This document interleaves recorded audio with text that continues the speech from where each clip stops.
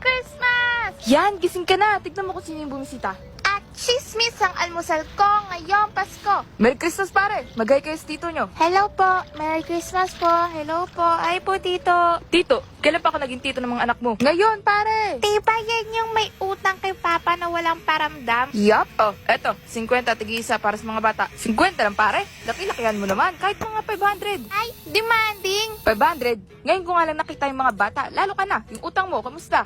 Regalo mo na yun sa akin. Pasko naman, pare eh. May papare-pare ka na ngayon. Dinadaanan mo nga lang ako dati. Pare, nalimutan mo na ba yung pinagsamahan natin? Alam mo naman ang diwa ngayong Pasko ay pagmamahal at pagpapatawad. Ma! Oh, are you all dressed up? Mamamas ko kami. Now? Did I sleep for weeks? Mga excited ba kayo mamasko? 15 pa lang. Ate, ano yung 15? Hulaan mo. Maa? 1-5. 15. Pa, mas okay nang maaga para di pa po sila naalis. Walang tatakas. Sabihin nyo kasi, swelduhan ng 15 kaya naninigurado kayo. Oh, smart. I'll come. No. Makikihati ka pa. Jingle bells, jingle bells. Tawad! Ninang, si Clara po to. Clara? Oh, ang ating mamas ko. Para wala ka pong takas, may utang ka po sa akin na 1, 2, 10 years, 10 years. 10 years, so 10K. Wala pang pera eh. Wala pang sweldo sa Ninang. Nakita po kita, nag-withdraw sa 7-Eleven kanina. Pangkain lang yun ah. Sumigaw ka ng Merry Christmas! Early Christmas bonus! Baka hindi ako yan inaanak. Ate, ilabas ang video. Kailangan natin mag-usap. Lahat sa living room! Si Kuya po nakasira ng gripo, hindi po ako. Snitch! Magdadagdag tayo ng bagong member sa pamilya. Magkakapanda na tayo. Bunso, magkakaroon na kayo ng bagong kapatid. Buntis ka, ma? Pwede ka pa bang mabuntis? Yan bunganga mo, tatahiin ko yan. Hindi buntis ang mama nyo at oo, pwede pa siyang mabuntis. Bata-bata pa itong labidobs ko. Yuck. Ew! So, are you planning to adopt? Yup, tama ang kuya nyo. Whoa!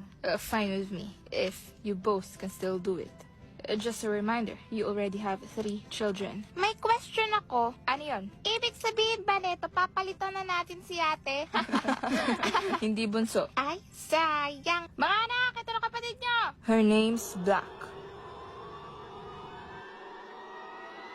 Magagawa po kami yung project ng mga kaklase ko bukas. Bukas? Sa isang araw Christmas party nyo na. Kakatapos lang din ng exam mo kanina. Project agad? Next year pa naman po ipapasa. And you're doing it now. 2022. Are you running for valedictorian, sis? Talino ka pala, ate. Bunso, matalino naman talaga ang ate mo. Sorry po. Joke lang eh. May mga uuwi kasi ng province nila, kaya ganun. May pasok ka pa bukas, di ba? Opo, regular class. Anong i-discuss nyo? Baka makikipag-date.